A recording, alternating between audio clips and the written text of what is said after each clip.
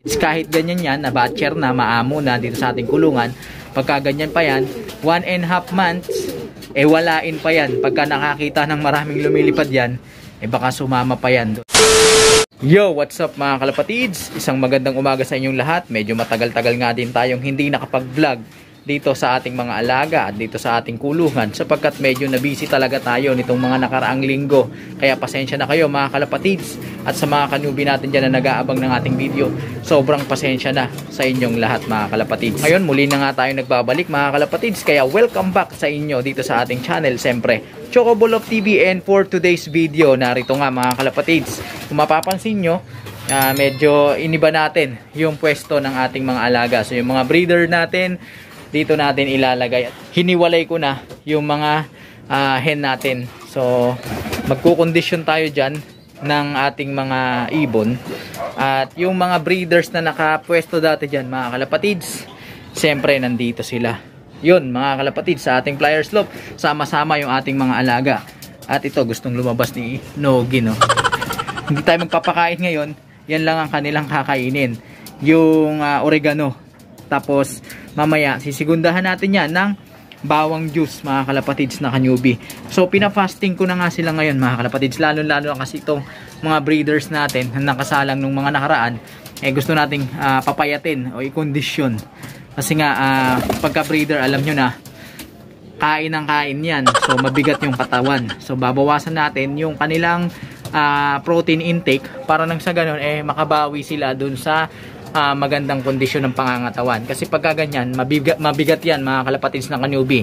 Yung breeder nyo, lalo na pag matagal nang nandun sa breederan, mabigat yan, hindi yan makakalipad ng maayos. Hindi totoo yan. At tamad lumipad. So wala sa kondisyon. Bola lang yan. So since nandito sila sa ating flyers loft, ay ikukondisyon natin yung ating mga alaga. So ito, naghahabol. Ito yung binaklas natin na pares. Yan.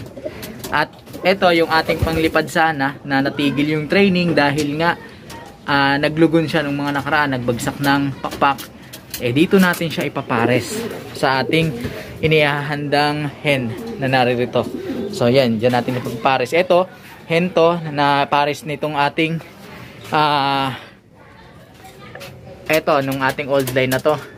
Yan. So pinapahinga natin yon dahil gamit na gamit yung ating hen na yon. Update tayo dito sa dalawang inakay natin na tinuturuan, na simula nung inakay pa sila, nung winalay natin sila, yung pagtuturo sa kanila sa mga disiplina sa pagpapakain at sa pag-trapdoor o sa trapping. Ayan mga kalapatids. At yan, itong dalawang ito, nag-attempt na tong rumonda mga kalapatids. Umikot-ikot na to dito sa paligid ng ating kulungan. At pagkatapos nga nun, gaya nga ng plano,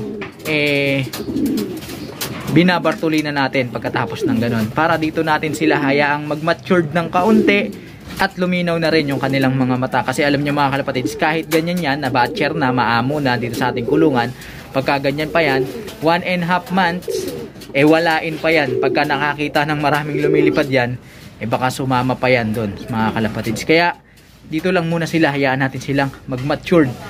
Para lang sa ganun, kapag pinakawalan natin sila next week, all set na sila. Pwede na silang makipagsabayan dito sa ating mga datihan ng flyers dito. So yun mga kalapatids, ito ang pinakamatanda nila. Nasaan na ba yun? Si Nogin, yung breeder natin na ginawang breeder. So ito, ayan, 1 taon na yan ngayon, December. Wala lang talaga sa kondisyon. So sasabay-sabay na natin silang pakakawalan sa susunod na mga araw. Pero for the meantime, dyan muna sila, bartulina muna sila. At samantala mga kalapatids, ito yung ating panglipad. Maya-maya, kukunin natin tong si Jessie. Ayan, yung ating panlipad na ibon. And then, ilalagay natin yan dito sa ating breederan. Papalitan natin to, alisin natin to. Siguro lalagay ko to, itatabi ko muna ito para makabawi ng lakas. At lalagay natin dito yung ating ibon mamaya para makapagkakilala na sila nitong hen na to. So sila yung paparisan natin. Kasi sa mga susunod, ililipad na natin yon, yung ating ibon na yon.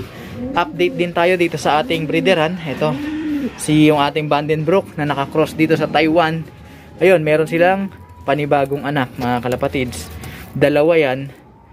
At kung hindi ako nagkakamali, 9 and 8 days yung dalawang yan. So after nyan, paghihiwalay na rin muna natin to, pabaklasin natin to para mapahinga na rin itong mga breeders natin na to.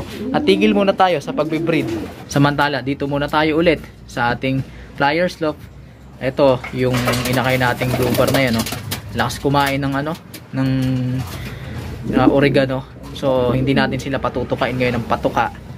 At yan lang ang papakain natin sa kanila. And then sisigundahan natin yan mamaya ng bawang juice para herbal sila ngayong araw na ito. Gusto natin silang maging sabik dun sa ating pagpapatuka para pagka pinakawala natin sila next week, pag tinawag natin sila, pasok agad. Naguunahan pa dun sa ating trapdoor. At sasamantalahin na rin natin yung pagkakataon, syempre, imbis na i-fasting natin sila, yan ang kakainin nila para may prevention din ang dating ng ating sistema. Oh my God! Wow! So yun muna mga kalapatids na ka-newbie, maraming salamat sa inyong patuloy na panonood dito sa ating channel. At muli, nagpapaabot tayo ng paumanhin dahil nga sa mga pangyayari nitong mga nakaraang linggo. Kaya hindi tayo nakapag-upload ng ating mga videos. So yun mga kalapatids, isikapin nating magtuloy-tuloy na yung ating muling kwentuhan dito sa ating channel. Kaya kung hindi ka pa nakapag-subscribe, mag-subscribe ka na. At i-hit mo na rin ang notification bell nang sa ganun, maging updated ka. Paki-like, share, comment na rin kung nagustuhan mo ang video at suportahan ang ating Facebook page sa pamamagitan ng pag-follow para sa tuloy-tuloy na kwentuhan, nakapupulutan ng mga kaalaman syempre. So paano mga kalapatids? Hanggang sa muling pagkikita. Paalam!